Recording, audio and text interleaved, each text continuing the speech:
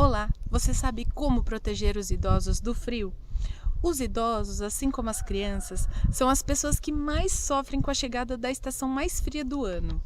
Nessa época, os sintomas mais frequentes são as infecções respiratórias, que podem começar leve, se complicar e até levar à morte.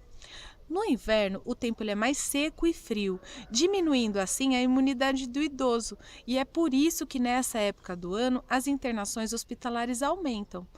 Pensando nisso, nós do Grupo Intercare elaboramos uma série de medidas interdisciplinares para ajudar você a proteger o seu idoso, o seu familiar nessa época do ano.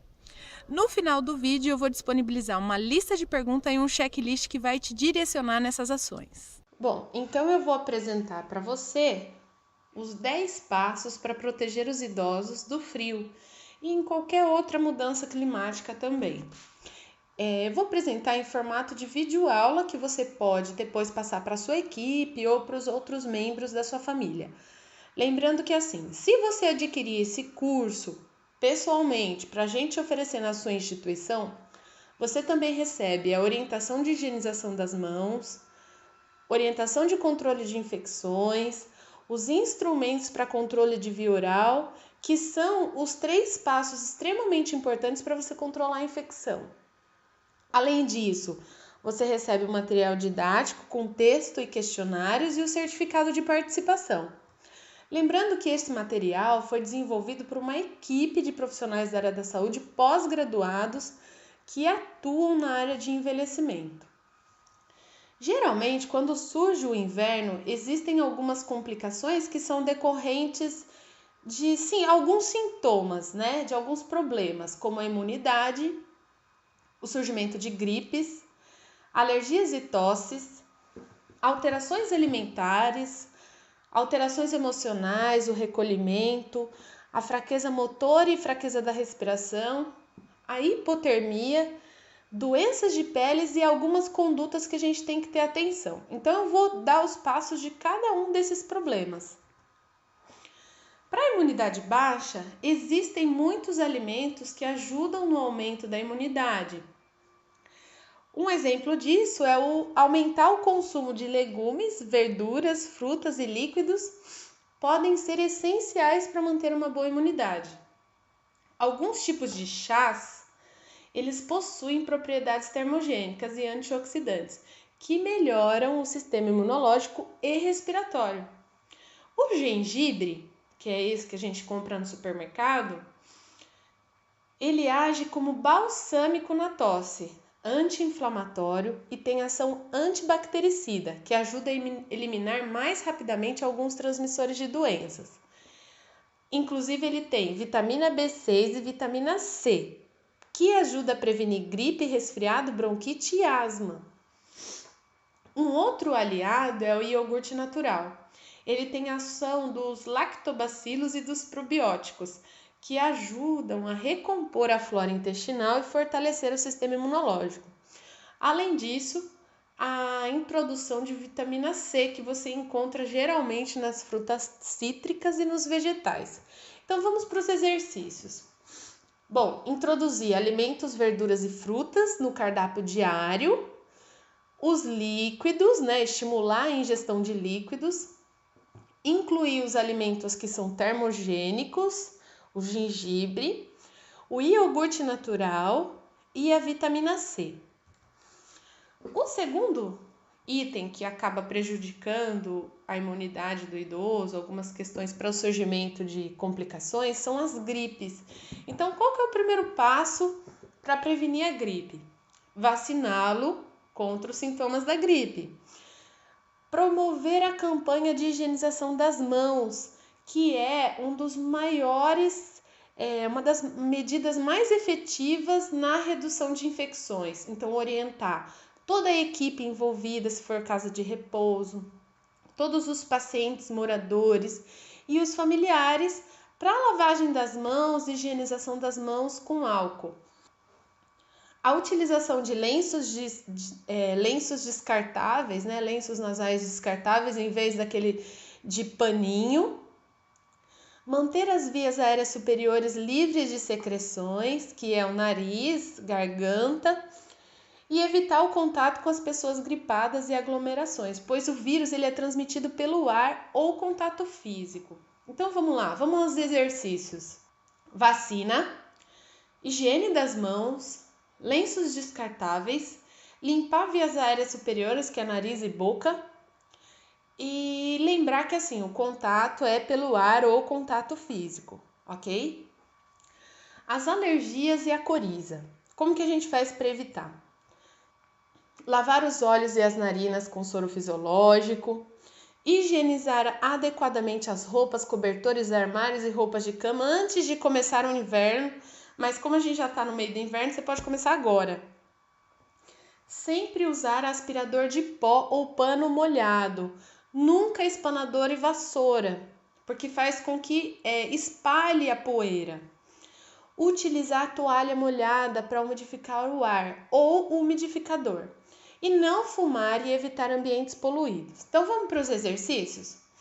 Soro fisiológico, nariz e boca. Limpar roupa e cobertor.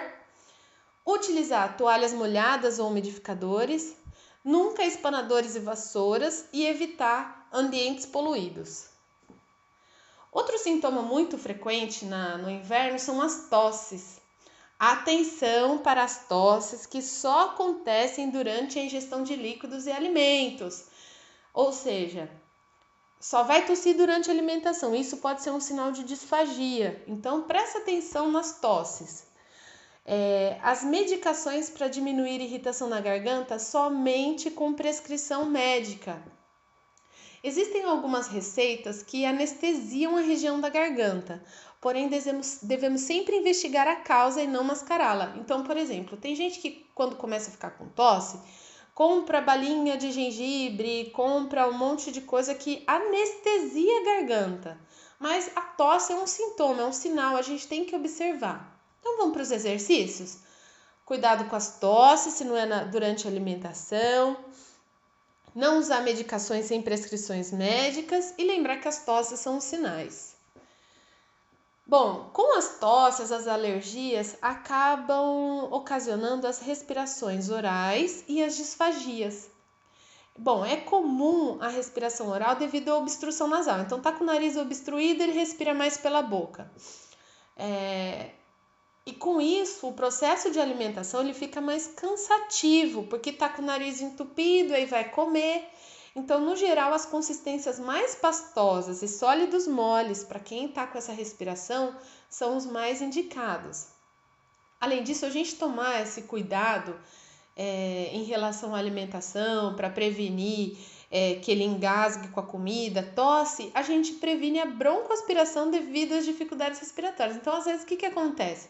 O idoso está com uma tosse, está com respiração oral, aí vai comer com uma comida seca, engasga, broncoaspira e piora mais ainda a situação. Então, ele, além dele já estava ruim por conta da respiração, ele broncoaspirou, foi para o pulmão e piorou mais ainda. Os exercícios, então, tá com respiração oral? Introduz alimentos pastosos que não tem erro ou alimentos sólidos moles. E cuidado com as broncoaspirações. As alterações alimentares também acontecem nessa época, então a gente tem que evitar a desnutrição e a desidratação, que são fundamentais assim para evitar a piora clínica. Então, o que a gente tem que fazer? Controlar rigorosamente a ingestão de alimentos e líquidos. Acionar uma nutricionista quando você identificar as alterações alimentares, que são a recusa, não quer comer, não quer tomar água. Porque a nutricionista ela consegue ter uma ação preventiva, introduzir um suplemento. Outra questão é alimentar-se adequadamente com todas as propriedades, que nem eu falei para vocês anteriormente, carboidrato, proteína, gordura e vegetal. E procurar ingerir líquidos, fazer o controle de líquidos, geralmente sugere-se a ingestão de 6 a 8 copos de água por dia, que pode ser outros tipos de líquidos. Então, vamos para os exercícios? Controlar rigorosamente a alimentação, acionar a nutricionista para qualquer alteração alimentar e fazer o controle, introduzir todas as propriedades nutricionais, proteína, carboidrato e ingerir 6 a 8 copos de água por dia. Bom, no frio podem acontecer as alterações emocionais. Por que será que isso acontece? Às vezes a baixa da temperatura pode interferir na produção de serotonina, que é um hormônio que dá prazer. Portanto, a gente deve ficar atento aos sinais de tristezas e outros transtornos psicológicos no inverno.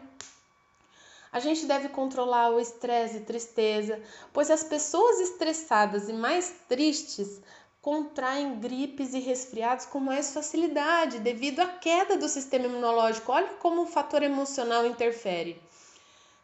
E a felicidade, principalmente do idoso que está em casa de repouso ou que mora com algum familiar, a visita de familiares auxilia nesse controle de... Não controle, é eles ficarem mais felizes, a visita de familiares, colocar música, dança, atividades divertidas. Então vamos para os exercícios? Atenção para estresse e tristeza, né? A felicidade interfere na imunidade, então introduzir atividades divertidas, que é o que o Grupo Intercare também faz nas casas que a gente atua. A visita de familiares, então estimular a visita dos familiares, fazer evento, fazer um livro de visitas, deixar recado, quando eles forem deixar uma mensagem para você lembrar, então tudo isso interfere.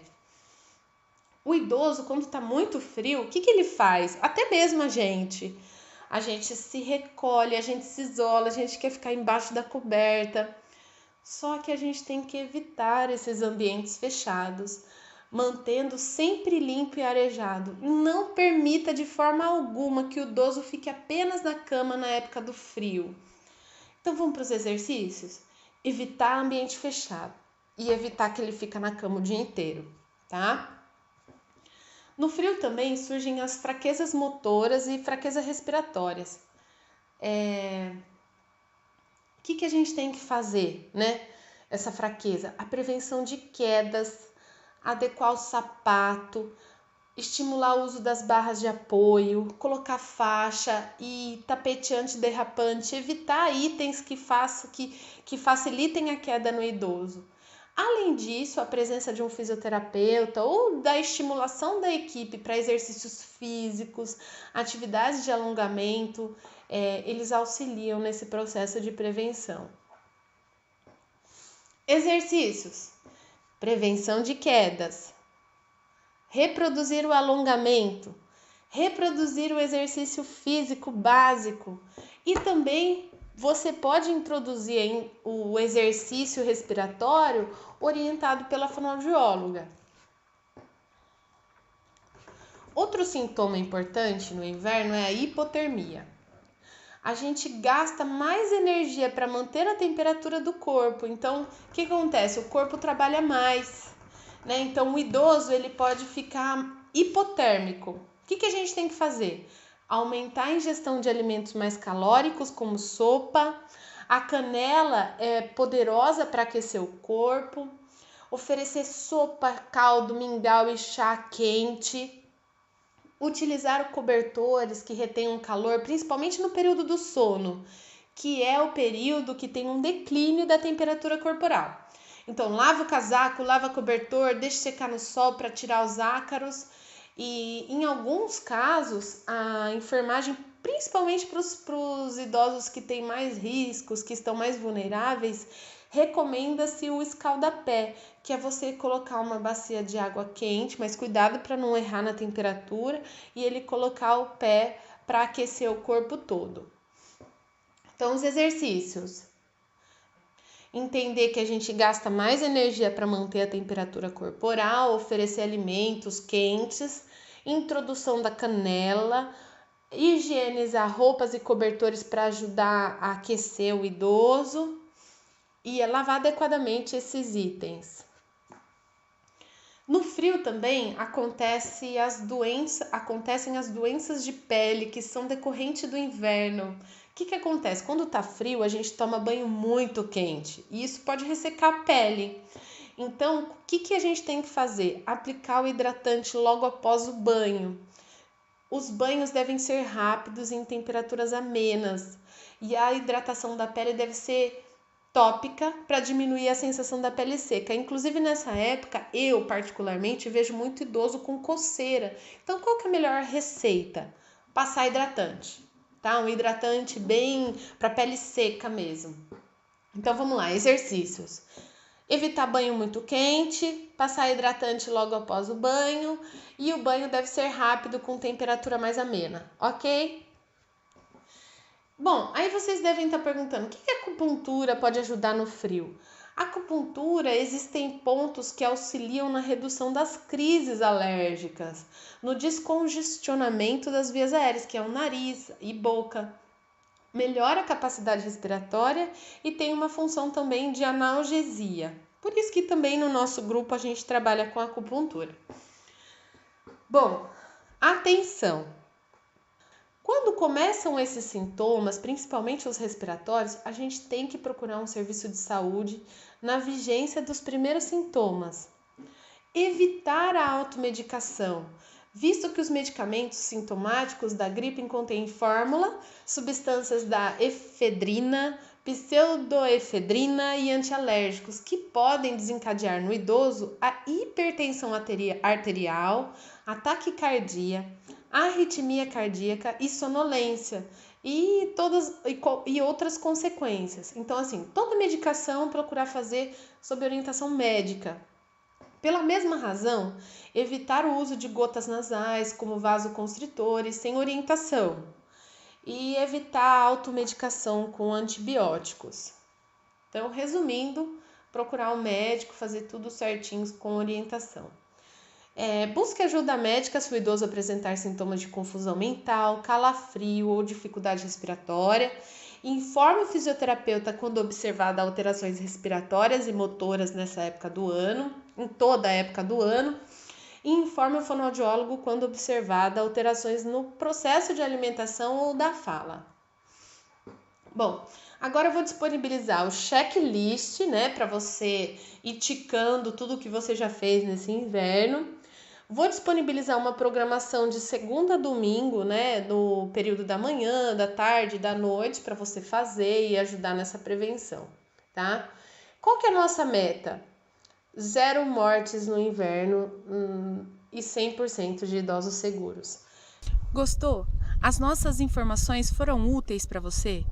Se sim, curta nossa página no Facebook, entre no nosso site para conhecer todos os nossos serviços e inscreva-se nesse canal para receber todas as nossas novidades.